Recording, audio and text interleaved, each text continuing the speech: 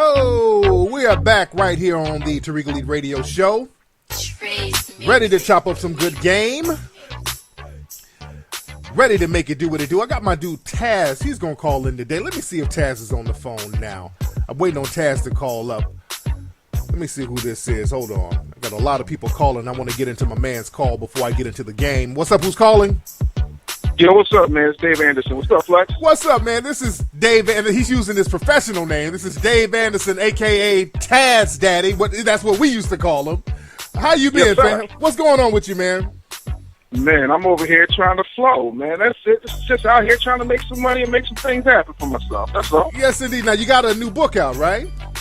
Absolutely. It's called Pitch, Close, Upsell, Repeat, man. And it's absolutely going crazy. Number one in 3 countries. I just came off the Breakfast Club. Been doing a lot of touring. So life is good, man. I got 0 complaints right now. Now, what's the name of the book again? It's called Pitch, Close, Upsell, Repeat. Pitch, Close, Upsell, and Repeat. Now, what's the book about? It's basically talking about tapping into your inner salesperson. It's just spitting game in a business realm, understanding how to approach people, when to know what objections are real and which ones are phony, how to just take your situation to the next level. There you go. Cool. Now, how long did it take you to write the book? It took me about 3 months to write the book, but I took 6 years just doing research. I sold everything from home security systems to gutters. Like, I really wanted to find out, what salespeople did well and what they did wrong. And then if my entertainment energy could really impact, a sales environment. And it does, like, amazingly. People don't buy products, they buy you. Right. So if you're coming with Chris Mouthpiece, it's a wrap. Everybody and their mother will give you what they give you their money. Hard body, man. It's not a game out here. Yes, indeed. Now, we had you on the show some years back, and I used to be on your show. And you disappeared, brother. Where'd you go? What happened? We thought you got kidnapped. We thought that they took you down to a commune in South America. We didn't know what happened to you, bro. What happened to you, man? You just disappeared from all the players, man. What happened? No, I rented the same hotel in South Africa Dave Chappelle hit out at. Oh, no, damn. What happened was, I had been through a very, very messy divorce. And, like, my savings got wiped out. I got blackballed from the radio industry. So I really had to pull myself up out of homelessness, man. So you really find out what you're made of, at that point. And a lot of it was, like, I was so, like, out of it and embarrassed that all that was going on to me. Like, I didn't know what was happening. Yeah. So I got myself together. I dusted myself off. I dropped some weight because I had ballooned at almost 600 pounds. Like, eating my feelings. Yeah, it was ridiculous. So I dropped like 300, and then I just started working, and then, I got with my wife, man. We have our kids. I'm making moves, man. So life is good, man. But I had to get myself together because I wasn't going to be good bringing that depression, whack, woe is me energy around anybody. Absolutely. Man, we're proud of you, man. That's what's up, man. That's what I love to hear. Now, where can people get the book, Taz? Man, the book is available absolutely everywhere. Amazon, Barnes & Nobles, man. It's also, you can go to my website, businessbullyshow.com. You get that. You can also subscribe to my show. So, keep supporting the book, man. It's definitely a good look. No doubt, man. Hey, man, thanks a lot for calling up, Taz, all right? All right, I appreciate you, brother. Talk to you soon. No doubt. That's the player, Taz, promoting this book. He's an old friend of the show. Taz has even been on the road with us. That's the old school homie from Philly. That's the homie from Philly. But let me look. Hidden Colors 4, that's coming. We're looking at May 19th as a release date, either May 19th or May 26th. We're working with the theaters now. We're about to find out. We'll find out in a couple of days, but we're looking at May 29th, not May 29th, I'm sorry, May 19th or May 26th for the release of Hidden Colors 4. I'm corresponding with the theaters now and getting all that together. So it's happening in May. Hidden Colors 4 is phenomenal. It's basically complete. We just got to do some tweaking on the sound. Just make sure that's crisp. I like to make sure that all the I's are dotted and the T's are crossed. And it's going to be in theaters nationwide. Let me tell you some of the cities it's going to be in definitely. It's going to be in Los Angeles. It's going to be in New York. Going to be in St. Louis. Going to be in the Bay around San Francisco, Berkeley. It's going to be in, where else? Philly, Detroit. And I get you guys the list of all the other cities. Now, all of my promoters, because last time when we released Hidden Colors 3, we worked with local promoters outside of some of those major cities. Some of you promoters, if you guys want to have a screening in your city, y'all email me. Let's politic. Let's chop up game. Because a lot of promoters, man, I hope those guys make a lot of money when we did Hidden Colors 3. Because this is a guaranteed sellout event. And some of you guys know your cities better than I do. You know the theaters in your cities better than I do. So you guys send me an email. Let's chop it up. And I'm talking about some serious business people. Don't email me with a half-ass question, then a bunch of questions about something else. Because that's what happens when it comes to doing business.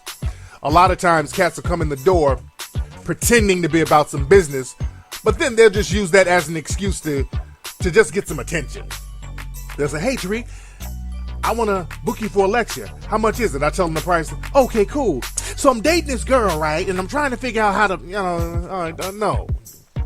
Let's stick to business. If you contact me about that, be about business. I don't want to get in no idle chatter, no small talk. I'm real funny style when it comes to business. When it's business time, I don't do all that small time bickering and chattering and talking about this, that, and the third. I like to talk about business. ABCD, execute. ABCD, execute.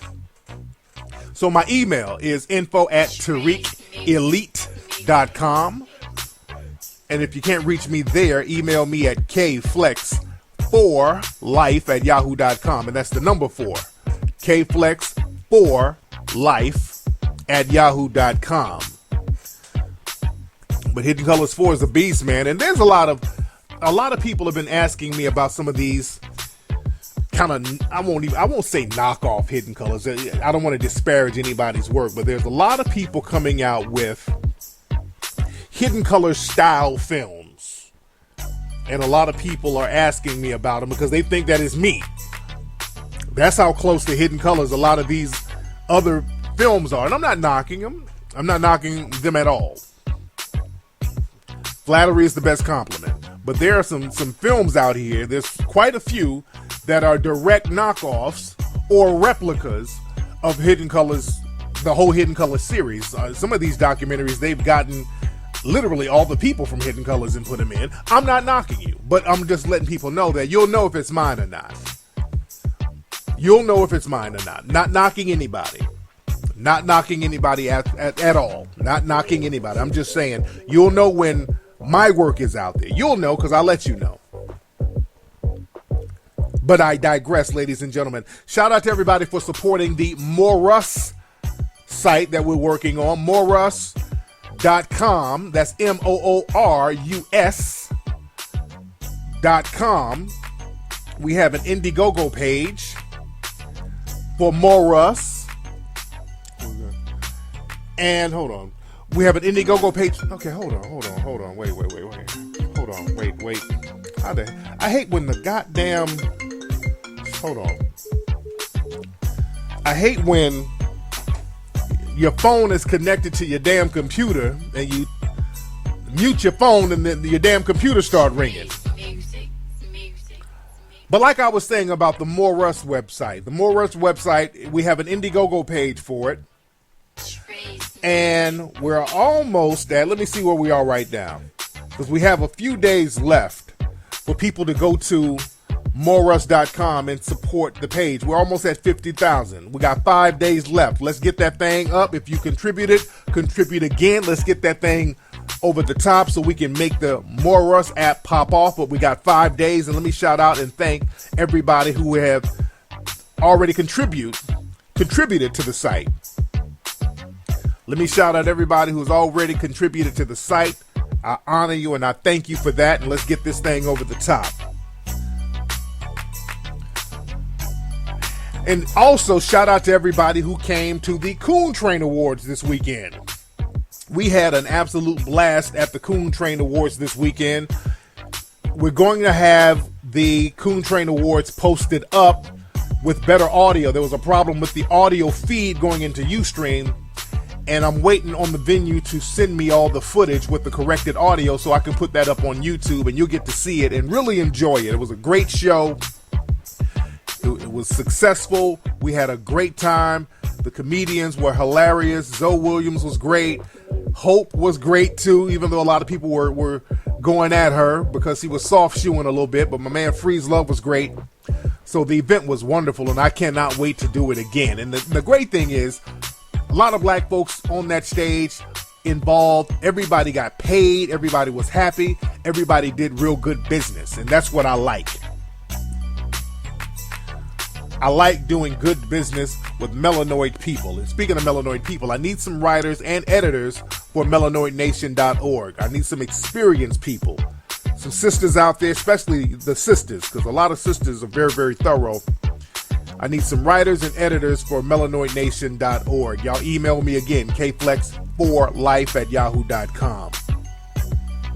Let me see who else we got on the phone, because there's a lot of stuff I want to talk about on today's show. What's up? Who's calling? Peace. This is Elevation Out Loud from Visit Black Houston. Hey, man, how you doing, family? Magnificent. I want to say one thing to you, brother, is that this is actually to the fans. Everybody, y'all need to advertise with Tariq Nasheed. You got some of the best listeners out there. It's going to be money well spent. Stop being so cheap and just want to print flyers off your home computer, pony up that dough, and pay Tariq his bread and get your message out there. My Taste of Black Houston fair event, it was wonderful, but I had people drive from 2-3 hours away just to come down here because they heard me on your show. Man, thank you. Much respect, man. And I when I come down there, man, I would like for you to take me to some of those spots too. You dig? Absolutely. Yes, we can chop it up for sure. Yes, indeed. Yes, indeed, man. Thank you so much. Go ahead, man. I sent you an email about potential of doing a think tank at a wine bar. Okay. It's a black-owned wine bar, and I want to basically collaborate with you and some other people here locally, because we the ones that got to do the work. I mean, you come in here, you galvanize everybody, but we the ones that had boots on the ground. So if everybody can make it out, if something that you approve of, you want to be a part of, I'd love to have you. Yes, we can definitely chop it up, man. Thank you so much for the call, fam. Yes, sir. Yes, indeed. Yes, indeed. By the way, today is Thomas Jefferson's birthday. I saw a lot of people talking about that on Twitter. So shout out to Thomas Rape Jefferson. Thomas the Rapist Jefferson. One of the forefathers of white supremacy. I won't say of America, because like Neely Fuller says, the concept of America really doesn't exist, because people don't live up to the concept that America is supposed to be. Thomas Jefferson is one of the forefathers of white supremacy, because this bastard's words contradicted each other every step of the way. He was the guy who said that all men were created equal, yet he wrote extensively on how inferior black people were. I mean, he went on and on about how inferior black people were. Go check out Thomas Jefferson's book. He only wrote one full-length book called Notes on the State of Virginia. And in the book, some of the stereotypes that's alive today about black people got started in that book. He was a lot of people try to say the father of white supremacy, but white supremacy goes back a little bit further than that. But he was one of the people who made white supremacy a political and social science and gave it more of a voice. He created some of the code words and the code language and some of the direct ideologies for modern white supremacy. Thomas Jefferson was a piece of work. He was a real piece of work. And not only did he contradict himself with that all people were created human stuff, the dude was a goddamn rapist. The dude was raping an underage black female slave named Sally Hemings. This is very well documented. And what's interesting about him raping Sally Hemings, that the Thomas Jefferson descendants, they had tried to deny this for so long that he had a long time raping of this black female slave, and the descendants of that raping were a part of the family. The white part of the Thomas Jefferson family tried to deny that for decades. And then the black descendants of Sally Hemings and Thomas Jefferson, they had some DNA testing done. They had the family DNA tested and proved that the black descendants are related to the white descendants. So they shut down all of that shit. So they just don't like to talk about it. And then now when they talk about it, because now they can't deny the raping, the blatant rape that Thomas Jefferson indulged in of this slave.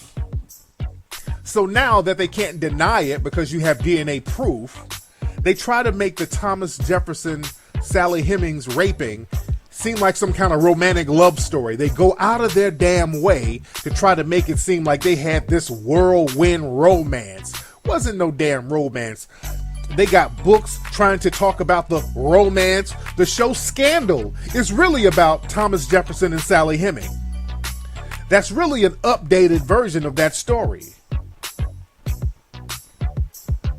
If you look at Scandal, which most of you don't, and I don't myself, but I've seen little bits and pieces where they have referenced Thomas Jefferson and Sally Hemings. So they go out of their way, these white supremacist liberals in particular, they go out of their way to try to make it seem like it was some kind of consensual romance. You're not having a consensual romance with an underage fucking slave. It's not consensual when she has no option to say no. Thomas Jefferson was a piece of work, man. But I digress. And that's why, speaking of that DNA, that's white supremacists. They do not like DNA. DNA is kryptonite to the white supremacists. They don't like that. When they put that DNA on Thomas Jefferson's family, they were like, oh, shit. That's why with George Washington, because there's some black descendants of George Washington running around here, and they're trying to get the family of George Washington's descendants to submit to a DNA test. They said, hell no. Because the rumors for years that George Washington was dipping up in some slave booty too, and had black kids running around here, and they don't want to do that. They don't want to prove that. They're like, no, we ain't about to submit nothing. They were like, can you give us a strand of hair? Like, we'll give you a strand to kiss my ass. We ain't giving you nothing. We ain't about to have these niggas claim our shit. But I digress. But that's what we're talking about today. We're talking about white supremacist liberals. There's a lot of so-called liberals out here who are just as white supremacist as the so-called conservative white supremacists. They're just as racist as all the other ones. Black people are going to have to stop being fooled by the liberal white supremacist. Just because somebody's marching with you somewhere, a lot of the so-called white supremacist liberals, they will go through little symbolic gestures with black people to give the illusion that they're not racist, as long as the symbolic gestures are ineffective. Meaning, they'll march with you. They'll march and walk around with signs with you and say, hands up, don't shoot, hands up, don't shoot. Because at the end of the day, they know that's not effective. They know that's not going to change anything, because at the end of the day, when the march is over, they're going to go home, and then you're going to go back to the hood, back to economic deprivation or wherever you're from. They know that. They will engage in all types of symbolic shit with black people, acting like your friend. They'll even have sex with you. They'll even have relationships with you. But when they get out of that bed, they're going to maintain white supremacy. And the number one way they maintain white supremacy is by denying the existence of white supremacy. The minute you deal with a person, especially a so-called white supremacist liberal, who, when talking about white supremacy, the first thing they do is try to make it seem like something that's a part of the distant past, that's the person who's practicing white supremacy on you. They're very well aware of white supremacy today. They're aware of it. And the white liberal supremacists, they're very good at playing dumb. Sometimes they'll even get real dingy with it. And the white supremacists, they're not dumb and they're not dingy. You don't get to maintain a system of total subjugation globally by being dingy. Now, they play dingy. They play dumb, but they're not. And then you have a lot of these so-called activist groups, these liberal groups, these eco groups, these animal rights groups, these humanitarian groups who seem liberal, who seem like they want to save the earth, save the animals, save the orphan babies. But if you just let them do their thing long enough, you'll see their white supremacist agenda, just like we talked about this in the Hidden Colors films.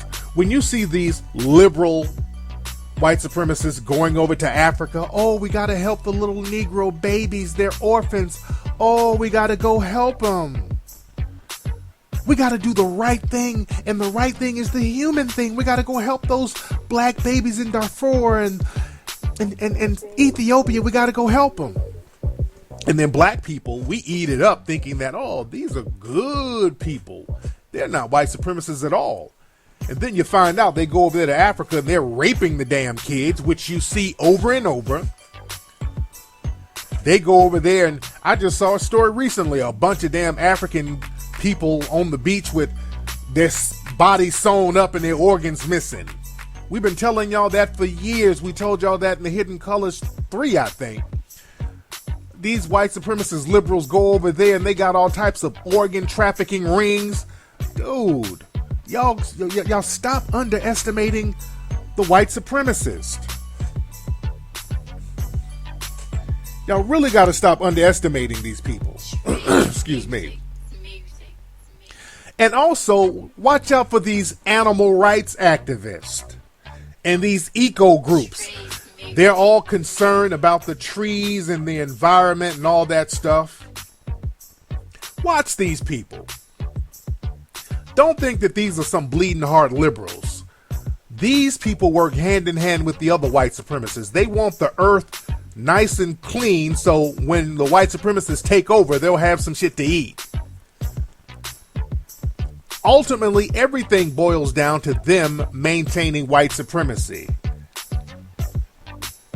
Because they don't have a problem with groups of black people being wiped out, but now they care about the trees being cut down. They're crying over the trees when millions of black people and melanoid people around the world get wiped out. They say nothing. There's a hateful indifference, but they want to go out there and chain themselves to a damn tree. They're master deceivers, and also these animal activists. You let them talk long enough about how they love the animals, oh, we got to save the animals, and then they'll do something real slick. They'll try to start comparing injustices to black people to animal injustice. And animal rights organizations like PETA and all of these people, they're good at that. Because what they do, they learn how to get money for themselves by using us as their mascots. We become the animals to them.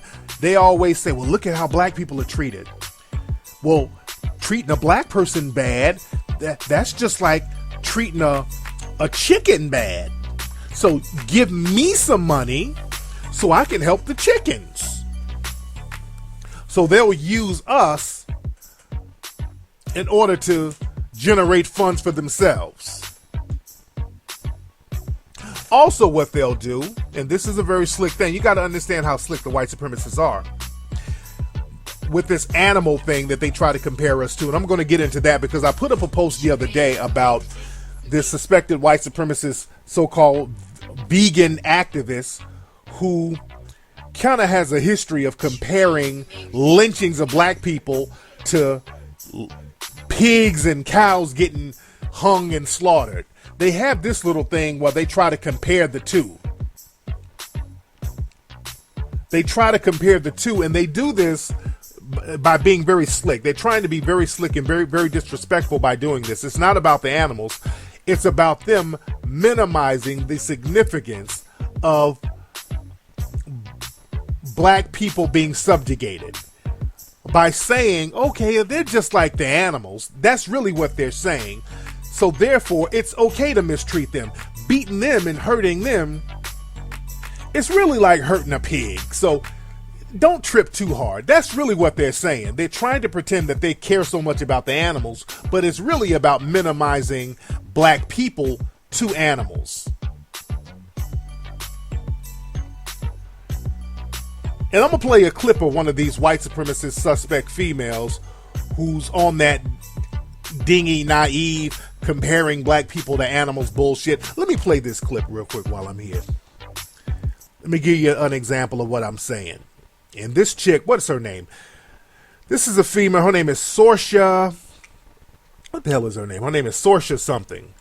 And she's this so-called vegan activist. But she puts up a lot of posts comparing animals and black people getting lynched to animals. And people call her out. And she's trying to explain herself by going into this whole dingy, naive bullshit. Listen to this. Might have seen the recent tweets on Twitter, but if you haven't, you're going to be updated on what's going on.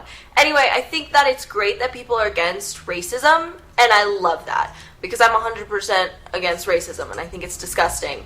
But if you're against racism, doesn't that mean that you claim to be against discrimination? Yet you probably consume animal products, which means that you're not against discrimination. You're only against discrimination when it comes to beings within your own species, which is discrimination right there, because you're against other species because they're not part of your own species. So if you're not vegan, you can't be against discrimination because you are literally discriminating against non-human animals. Just because... Okay, y'all soaking this stupid shit in, by the way. Y'all soaking this in, and she's being stupid on purpose, okay? Y'all, and fellas, miss me.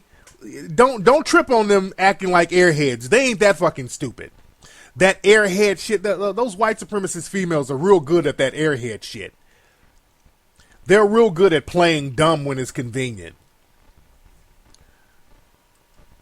Because a species looks different from your own species does not mean that they have any of a less...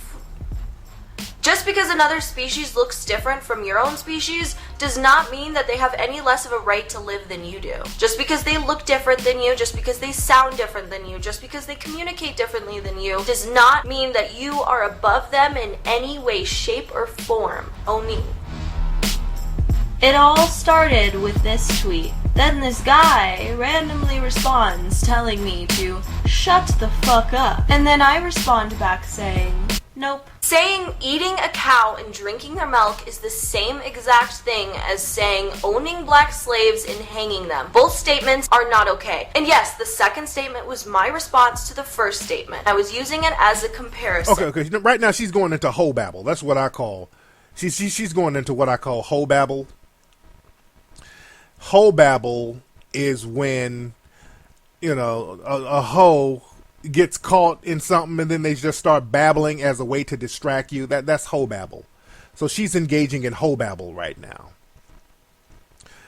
And she even said some stuff on Twitter because she put up this tweet of a cow hanging and a black man hanging. And she was talking about, people were calling her out on her bullshit. And let me put my music back on. They were talking about rape and, how black people have been raped and all this stuff. And she was talking about, well, people they do artificial insemination on cows. And that's like rape. So she's trying to compare artificial insemination to cows to white supremacists raping black people repeatedly as a policy. So these dingy white supremacist females, they know what they're doing. They're dingy like a fox. They play dumb when it comes to white supremacy, because all that is a deflection away from white supremacy. Instead of saying, hey, we live in a system of white supremacy. Well, if we eat meat, that's species discrimination. So all of us are discriminating against animals. It's that stupid ass shit where they try to deflect from white supremacy. They go out of their way to deflect away from white supremacy. Because my argument, if you guys are so much for injustice, how come you have all of this energy to save the damn pigs, but you totally ignore all the injustices that's happening to black humans? How come you're not challenging white supremacy, doing this to black humans the way you're challenging people eating a damn animal? Because these people, they go all to the circus, they're protesting at the circus, they're throwing paint on people wearing fur.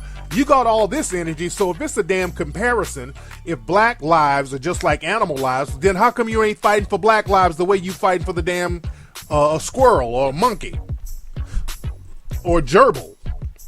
How come you're not throwing paint on the damn police?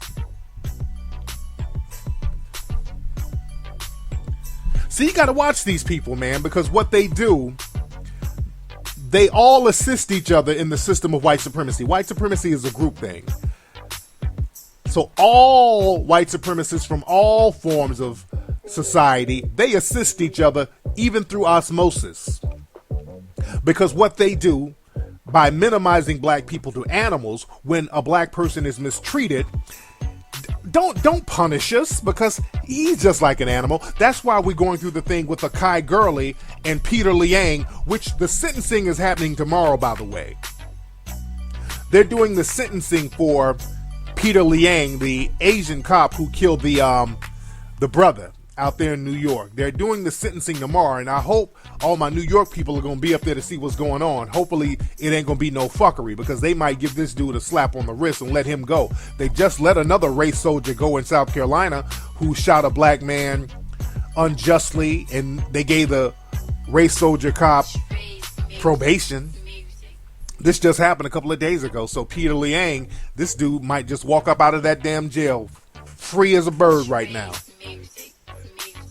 He might go free tomorrow. He might go free because the whole argument was, well, Peter Liang, he killed Akai Gurley, but it was just an accident, so he shouldn't be punished. So by them saying that, well, it was an accident, like, running over a dog. And if somebody runs over a dog, that's bad, but you shouldn't go to jail for running over a dog. That's the argument, basically, that they're using for Akai Gurley. Yeah, it was an accident, but look, he's a nigga. Come on. And just like the PETA people said, he's just like an animal. So, yeah. Watch the words, family. You got to watch the words with these white supremacists. Let me see who's on the phone. We got a lot of folks calling here. Let me chop it up on the phone. What's up? Who's calling? Hey, how you doing? This is Odera from Los Angeles. What's your name, brother? Odera. All right, what's on your mind, Odera? How you doing? I'm just wondering if you're giving out life advice today. I'm chopping up some other stuff, but I can probably help you. What do you need to know? Well, I'm a college student. I'm at UC Santa Barbara, and I recently actually got a DUI. And I was just wondering, what do you think is the best option to gain money from that? Because I was thinking about, in terms of over here, there's a big party scene. So in terms of doing illegal activities, there's a lot of stuff that I can make money that way. Or I was thinking about making money in terms of, because I coach a basketball team out here and also referee. So I was just wondering if you think it's a better option just to try and take out a loan from the bank or just do it more legitimate. Or now you said you could get into some illegal stuff? Yeah. I mean, like what? I mean, you in California, man. The illegal shit ain't popping like it used to out here, man. Well, I mean, there's a pretty big drug scene here at my school. So. Yeah, but still, that you go to school with a lot of white kids. Yeah. Yeah, that's the thing. That's the thing, dude. White and black people make the biggest mistake by trying to follow what your white friends do. See, your white friends can go out there and slang dope and sell a little cocaine here and sell ecstasy pills here, because if the white kid gets caught, he's getting a slap on the wrist. You understand? Yeah. If he gets caught, well, they know what he's doing. Even if they arrest him, if they see the dope on him, a lot of times the cop will just take his dope and send him home. The white kids there's a whole different rule set for them. So they're about that life. They can do a lot of shit. The minute you do it, dude, they're going to send you down to Wayside Prison for 2 and 3 years, 5 years. Dude, they're throwing the book at black folks. for drug sales. We have two sets of laws in this country. We have one law for black folks and the other white supremacist law. And that the law works for both of us because the law gives white supremacy a pass. That's why so many people are in jail now. We're not in jail because we commit the most crime at all.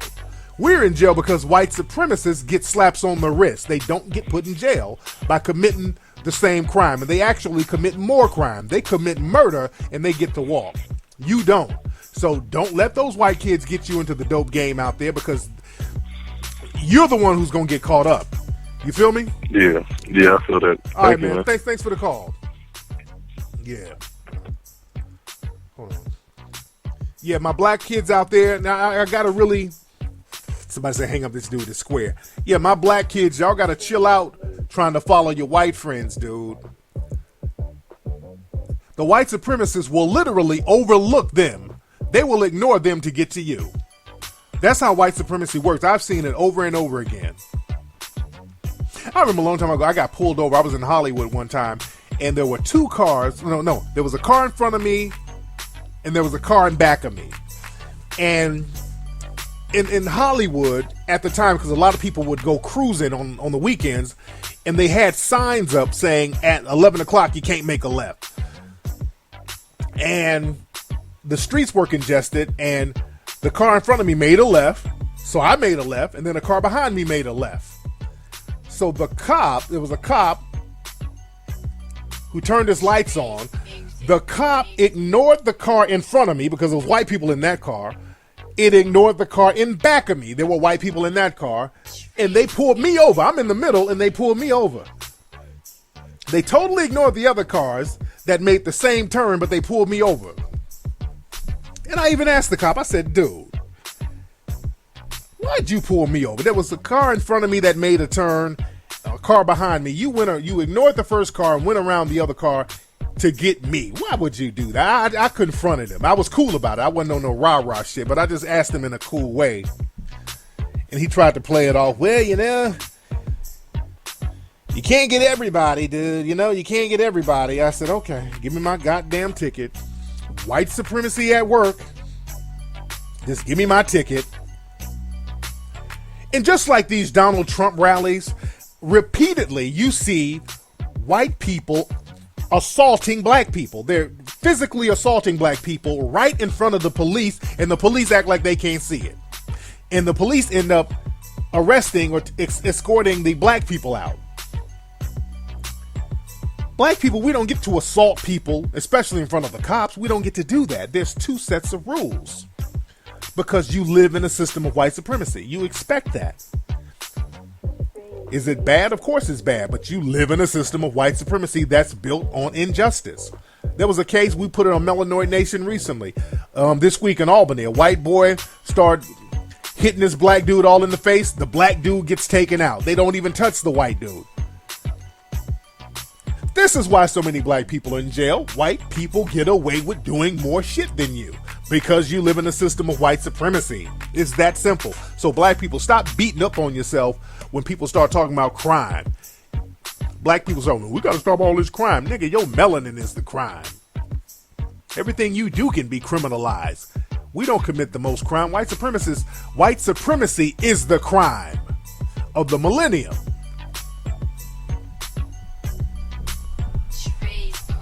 And that's another thing about black people. Black people can be co-opted so easily. Speaking of white liberals,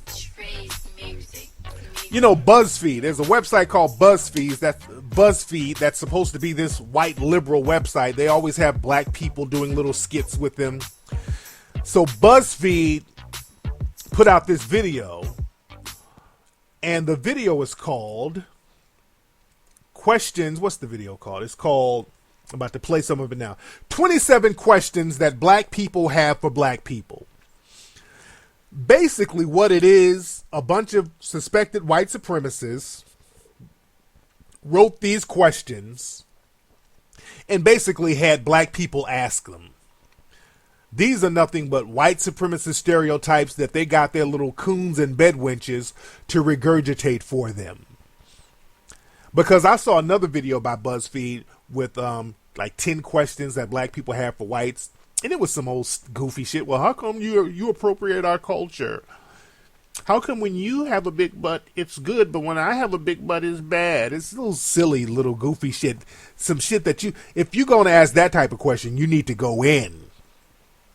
And I might have to do that following this video. Some real questions that black people have for whites. And as a matter of fact, I think I might do that. And I need anybody who want to participate in that. Y'all send me a video or you hit me up and I can give y'all some of the questions to ask, and then we'll make a video out of it of some real questions. Y'all email me if you down to do that. My email, info@tariqelite.com. But let me play this BuzzFeed video of black people asking questions for black people, which is really the white supremacists writing questions, saying shit that they don't want to say publicly, so they get black people to say it for them. See, we got to be very careful because the white supremacists will use this shit against us. But now listen to this. Hard to be on time. Like, why does 5 to 10 always become 20 to 30?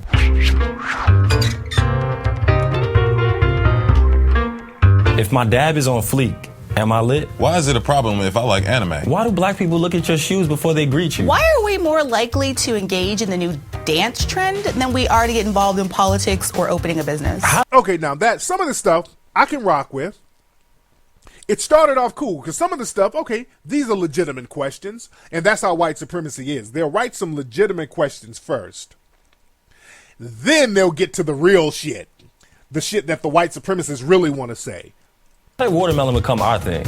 Like, everybody should love watermelon. Why do you get upset when I don't like a black celebrity? Race aside, some people are just terrible. Why do we call each other the N-word, but get vehemently upset when a white person uses the N-word? It drains my soul to hear the word, and I just don't understand how people who have any understanding of history can use that word.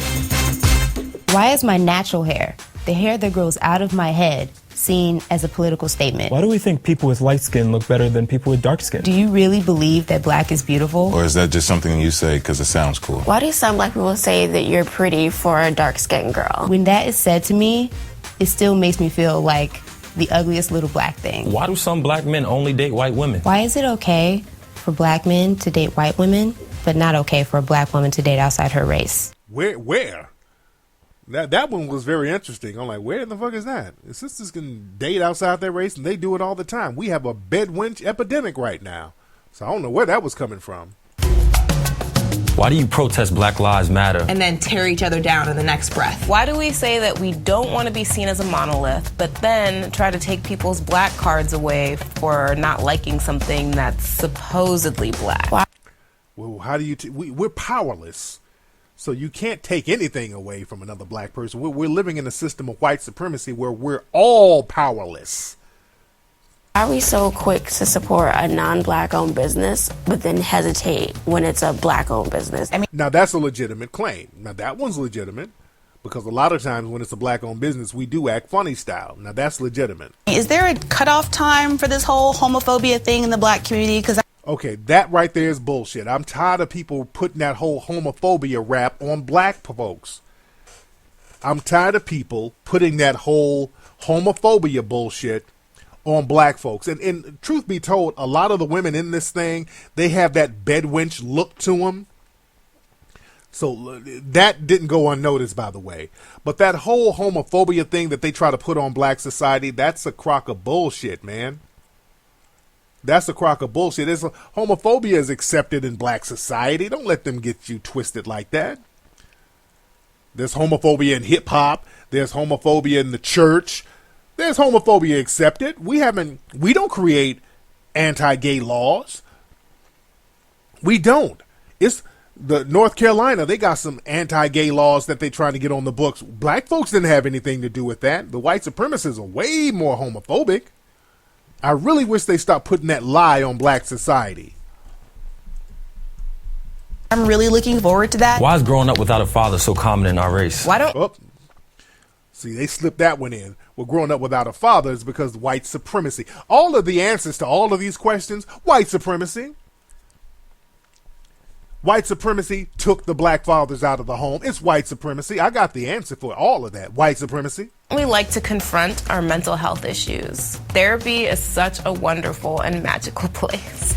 Well, because of white supremacy, we don't have the money for that. Why is there a checklist for being black? Why is being educated considered a white thing? Bullshit. That's the more white supremacist bullshit right there. I don't know. Black folks don't sit up and say, well, education, that's a white thing. We don't say no shit like that. That's some white supremacist fantasy bullshit. Cornel West is educated. We don't look at him as being a white thing. Or Michael Eric Dyson, Dr. James Small, Dr. Kaba. These are educated black people. We don't look at them as being part of a white thing. Dr. Francis Cress Welsing, educated. Neely Fuller, educated. We don't look at that as a white thing. See, that's bullshit. Why can't I love school and also be black? Why do I have to be mixed in order to have long hair? Why do you think well-off black people don't know what it means to be black? Black isn't only defined by adversity. Why do some black people say, oh, I have Native American in my family in order to feel interesting or more valuable than other black people around them? Why can't we just acknowledge? Well, let me get on that Native American thing, because a lot of black people, they try to sound exotic with the whole Native American thing. But my thing is, a lot of black people do have Native American in them, but it gets diminished and minimized because they don't want black people laying claims to some of that Indian tribe money. There's a lot of black people who are supposed to get money from being associated with Native American tribes. This goes back to the Treaty of 1866. They don't like to talk about that treaty, but black people, a lot of us, are supposed to get money because we were affiliated with some of these Native American tribes. So whenever black people talk about being Native American, it always gets diminished and downplayed. That's something we're going to have to start looking into, because the white supremacists, they're very good at claiming Native American. They not only claim it, they benefit from that shit, because these white supremacists be getting access to that casino money, and they don't have one damn drop of Native American in them. They paid to get on those Indian rolls, those $5 Indians we talked about in Hidden Colors 2. So understand the game. It's that there are a bunch of different types of black people walking around, and they're all amazing and unique and special in their own way. We within the black community are so quick to kind of tear each other down and to look towards other races in terms of their success and in terms of what they have, but never want to kind of look into the mirror ourselves. I love black folks, but that doesn't mean I don't have questions. Why are we always looking for the discount? Okay. So that's BuzzFeed with their bullshit. Let me put my ism music on. So that was BuzzFeed with their bullshit. Just reading off a bunch of white supremacist rhetoric. That's all they were doing. Those liberals that they work with. I think they must be some employees up there at BuzzFeed. They always got the token Negroes. They love aligning themselves with their token Negro minions. They do that at TMZ. They put the Negroes up there with them to make it seem like some equal shit, which basically the Negroes have to regurgitate all the white supremacist rhetoric. So don't let them fool you with that.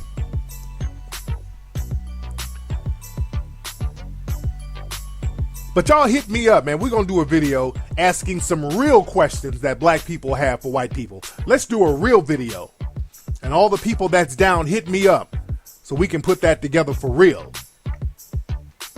Not these little softball questions. I got some real questions to ask, and we'll make that shit go viral. Anyway, y'all, let me get up out of here, family. That's been today's episode of the Tariq Elite Radio Show. Don't forget to go to HiddenColorsFilm.com to get Hidden Colors 1, 2, and 3. Hidden Colors 4 will be in theaters either May 19th or May 26th. That's what we're looking at right now.